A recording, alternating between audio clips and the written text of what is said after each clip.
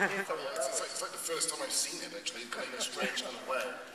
It's knocked me out a bit, you know, just a bit, you know, you made something, but you could take yourself out of it and you'll feel a bit winded, that's all. Odd. Yeah, okay, I don't know what to do. Well, there might be someone else joining us. Oh, yeah, Michael, come out.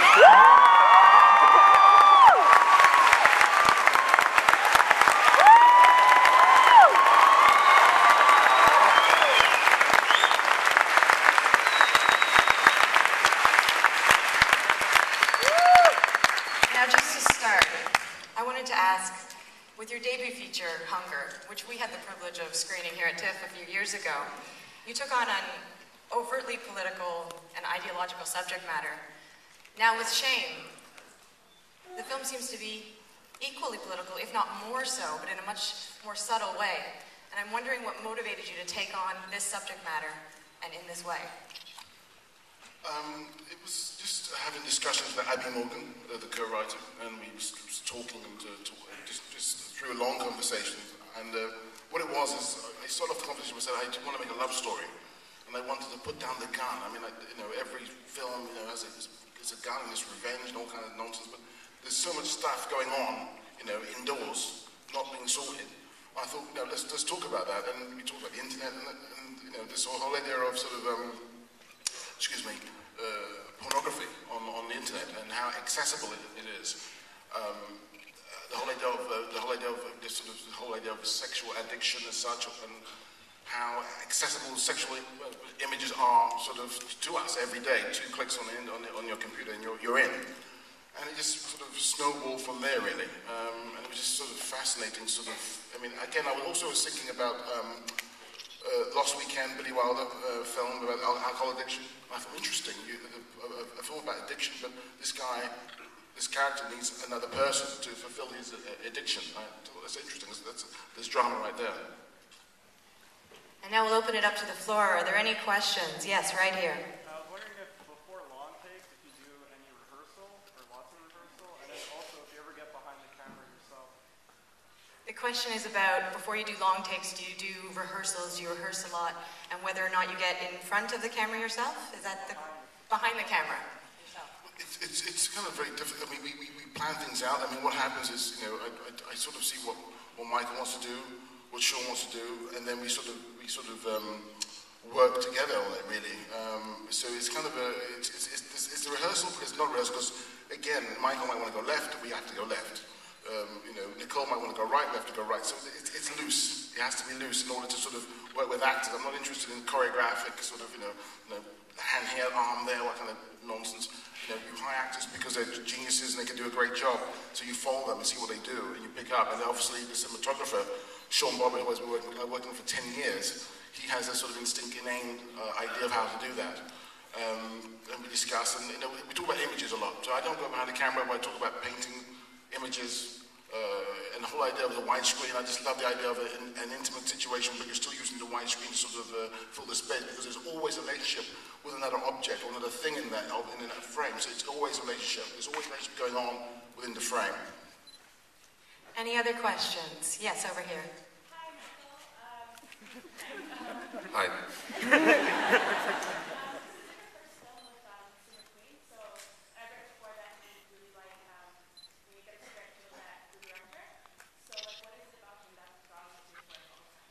The question is, what draws you, Michael, to Steve McQueen's work? He's a handsome man. Well, it was like, you know, the first time I met him, really, I just sort of realized that there was somebody sort of special sitting in front of me, somebody who had sort of real empathy, somebody who really loved human beings and liked asking questions about, you know, why we're here, and how we relate to each other, and how we relate to ourselves. And I just knew that, you know, I was going to learn something from him, and that, you know, I must work with this man. Another question. Yes, over there. First of all, like Fassbender, you're an acting god. Yeah!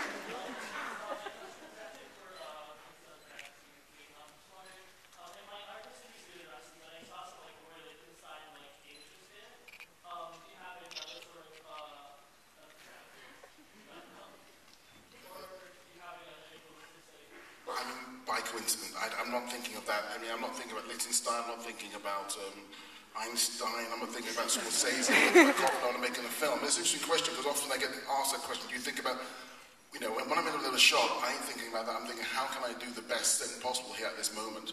And it's just about the frame, it's about the characters, the actors, and lighting and so forth. Yeah. Next question. Are there any on the balcony? Yes, up there. I see you waving. Yes.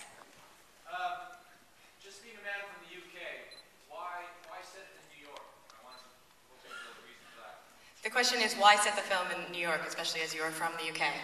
Well, I wanted to place this character in the setting of excess and access. And New York seemed to me to be the ideal place for this character. You know, we're not there yet in London as far as 24-hour cities concerned. You have to know where to look.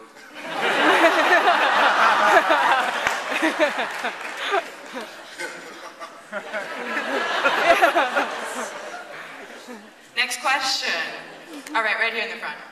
Hi, Michael. You did a great job in portraying the pain that Brandon felt. What kind of research did you put into...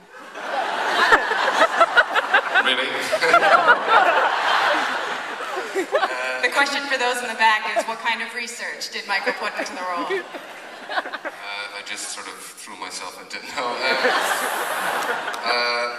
you know, it's kind of the research for me is pretty much always the same. It's, you know, the script, and I just spend a lot of time with the script, and that's kind of what I tend to do with all scripts. I just sort of reread it, and after a while it sort of, I don't know, sits in your enamel, and it's almost like another sort of layer of skin.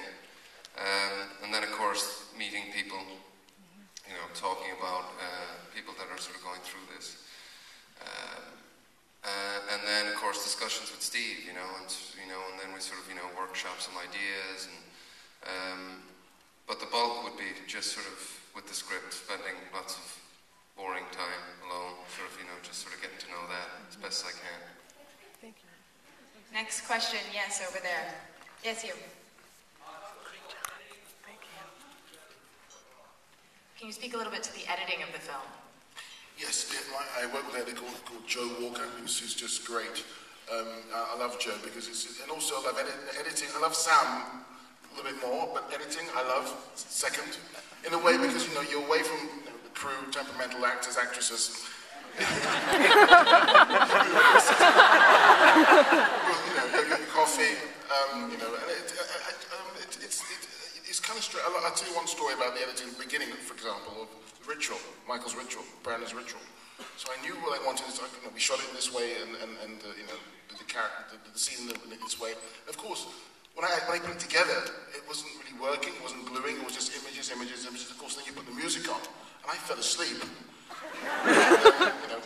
Flying around, and then I was talking to Joe about music, and he put this track on, and I woke up in a half asleep. He just keep on doing that, and I fell back to sleep again. And he put it on. I thought, this is it. This is great. So it was a temp track. We're just playing around with music. But it's just a case of I'm going on a bit, aren't I? But it's just what's interesting about this is the case of Joe is just one of those people he's a musician as well, which is great. So rhythm, editing, music. So he has a sort of innate sort of quality, which I very much like. So Joe Walker's fantastic. Let's go back up to the balcony. Yes, right there. Yes. Storyboard. The storyboard, yes. Never. The idea of it, just no. You have to find it. You have to find it. Yeah. And we'll come over here. Yes, on the end.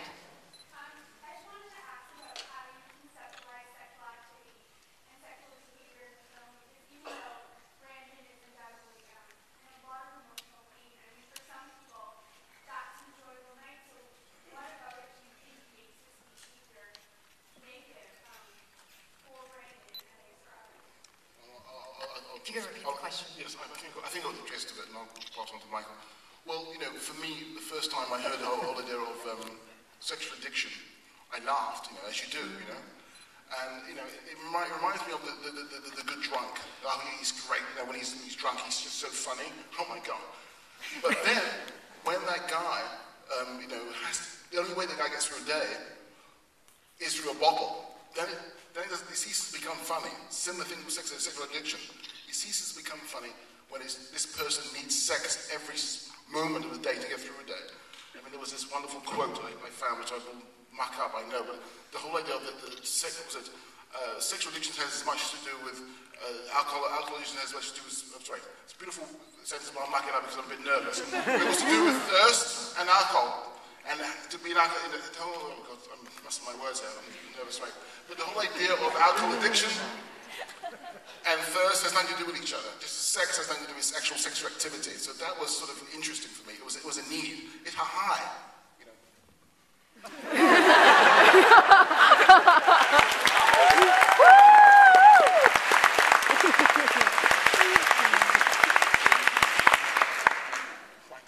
Michael, sexual addiction? Well, I think, when I was sort of looking into it and the idea that I think the mental sort of health board or official people who decide what is mental illness and what is not don't recognize it as a condition. Yet I think it's something like 24 million people in America alone claim to be suffering from it. And I think sort of for me, addiction would mean that you realize that there's a pattern happening, yet you can't break that pattern. And through that pattern, your work is affected, and the relationships in your life are affected by it. And I just thought that was enough for me to go on, really, with that, and try and sort of understand, as Steve was saying, we can find addiction. I mean, because we have so much information being thrown at us these days, so much choice, we're told that we should be doing so many things, gaining so many sort of material objects, seeing the right people, wearing the right clothes in order to bring happiness. I thought, that there was an awful lot there that seemed real to me, and I could recognize it in the world sort of that that we all live in.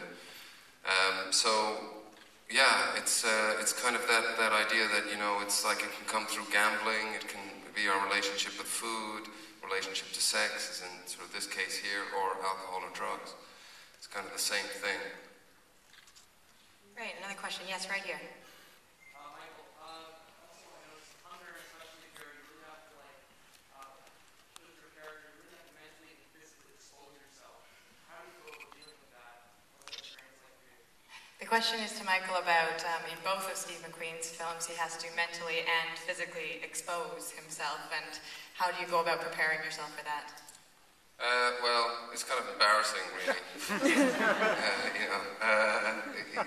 But it's part of the story, and you're just trying to sort of tell the story as best you can and try not to let sort of Steve down.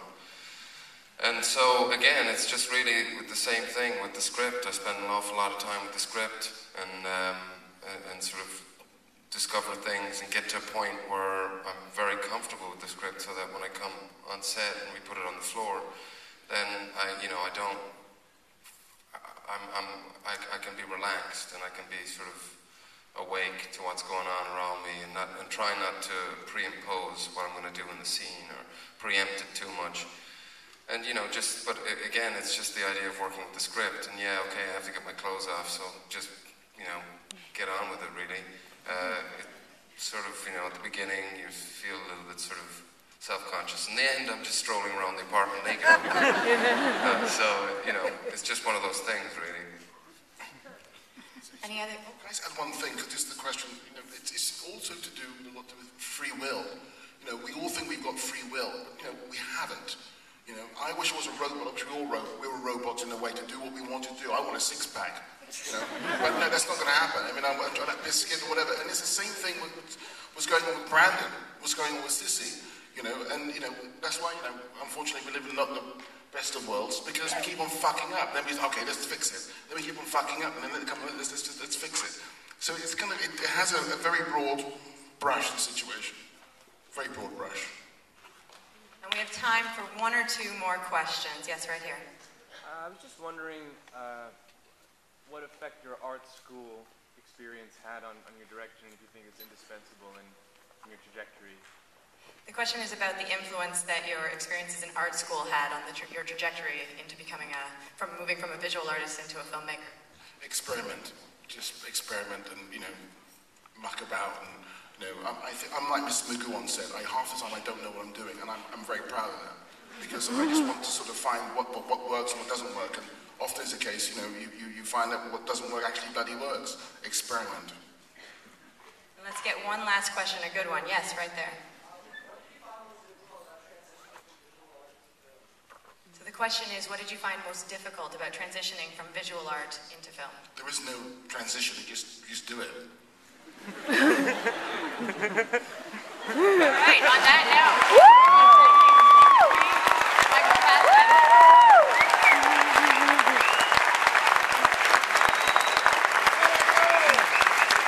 Michael.